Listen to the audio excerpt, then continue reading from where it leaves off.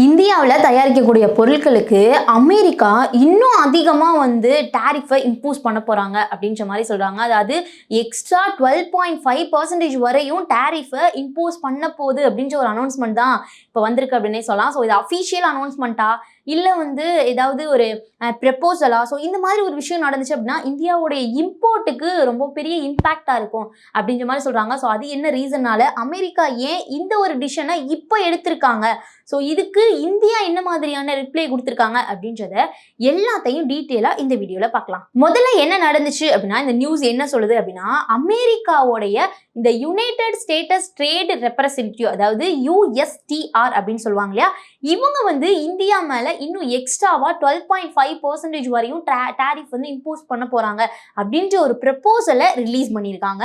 So இந்த டேரிஃபை பொறுத்தவரையும் இந்தியாவில் இருந்து அமெரிக்காவுக்கு எக்ஸ்போர்ட் பண்ணக்கூடிய சில பொருட்கள், ஸோ இந்தியா ப்ரொடியூஸ் பண்ணி தயாரிக்கக்கூடிய பொருட்கள் அமெரிக்காவுக்கு எக்ஸ்போர்ட் பண்றாங்க. ஸோ அந்த பொருட்களுக்கு தான் இந்த ஒரு டேரிஃப் இம்போஸ் ஆக போகுது அப்படின்ற மாதிரி சொல்றாங்க. ஆனா முக்கியமான விஷயம் என்ன அப்படின்னா, இது ஃபைனல் டிசிஷன் கிடையாது, இது ஜஸ்ட் ஒரு ப்ரப்போசல் தான். அது மட்டும் இல்லாம பப்ளிக் ஹையரிங்கா இருக்கட்டும், அனைத்து தரப்பு கருத்துக்களையும் கேட்டதுக்கு அப்புறம் தான் இந்த ஒரு டிசிஷனுமே ஃபைனலைஸ் ஆகும் அப்படின்னு சொல்றாங்க.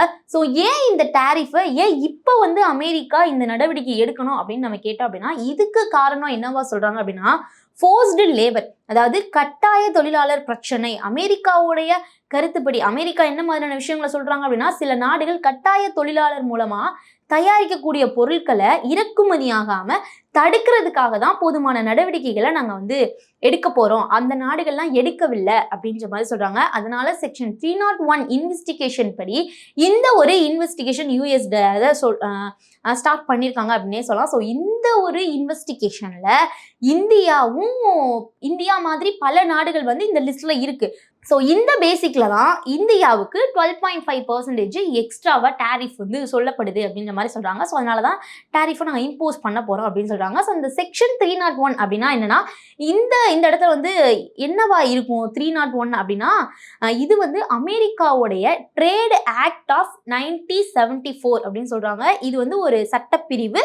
ஸோ வேற ஏதாவது ஒரு நாட்டில் ட்ரேட் பாலிசி அமெரிக்காவுடைய கம்பெனிஸ்க்கு, இந்த ட்ரேடிங்க்கு, இந்த மாதிரி கமர்ஷியல் ஏதாவது ஒரு இம்பாக்ட் வந்துச்சு அப்படின்னா, அந்த இடத்துல இந்த USTR நினைச்சாங்க அப்படின்னா அந்த நாட்டு மேல இன்வெஸ்டிகேஷன் நடத்துவாங்க.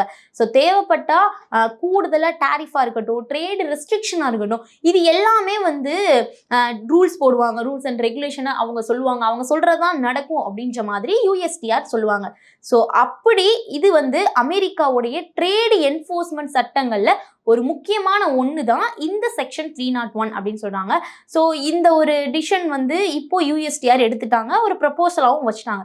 இதுக்கு இந்தியா என்ன மாதிரியான பதில் சொல்றாங்க அப்படின்னா, இந்த ப்ரப்போசலுக்கு இந்தியா ஒரு பெரிய விளக்கத்தையே கொடுத்துருக்கு அப்படின்னே சொல்லலாம். ஸோ ஃபர்ஸ்ட் பாயிண்ட் என்ன சொல்றாங்க அப்படின்னா, இந்த ஒரு இன்வெஸ்டிகேஷன் லீகல் பேசிக், அதாவது சட்ட அடிப்படையே கிடையாது அப்படின்ற மாதிரி இந்தியா சொல்லியிருக்கு. ஸோ நெக்ஸ்ட் இந்தியாவுக்கு எதிராக போதுமான எவிடன்ஸாக இருக்கட்டும், அதாவது ஆதாரங்கள் எதுவுமே இல்லை அப்படின்னு சொல்லியிருக்காங்க.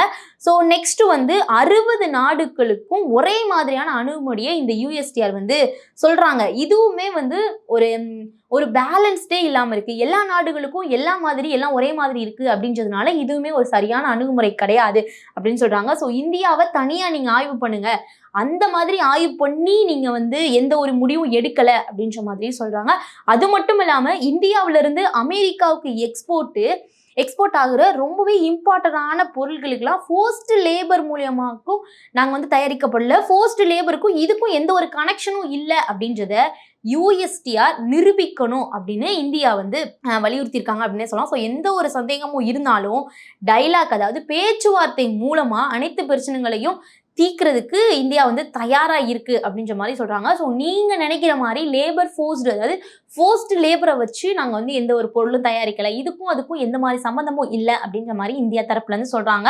ஸோ இப்போ USTR சொல்லிட்டாங்க, அதாவது அமெரிக்காவுடைய USTR சொல்லிட்டாங்க. ஸோ இந்தியாவும் அதுக்கு பதில் சொல்லிட்டாங்க. நெக்ஸ்ட் என்ன நடக்கும் அப்படின்னா, இந்த ஒரு விவகாரத்துல பப்ளிக் ஹியரிங் நடக்குது அப்படின்னே சொல்லலாம். ஸோ அது கவர்மெண்ட், இந்திய கவர்மெண்டா இருக்கட்டும், அதே மாதிரி தொழில் அமைப்புகளா இருக்கட்டும், ஆர்கனைசேஷனா இருக்கட்டும், இவங்க தங்களோட கருத்துக்களை அங்க பதிவு பண்ணுவாங்க. ஸோ இந்த கருத்துக்கள் எல்லாமே வந்து அந்த ஒரு இடத்துல ஏதாவது எந்த மாதிரி விஷயங்கள்லாம் அவங்க சொல்றாங்க அப்படின்றது எல்லாத்தையும் செக் பண்ணிட்டு ஃபைனல் டிசிஷனை வந்து ரிலீஸ் பண்ணுவாங்க USTR.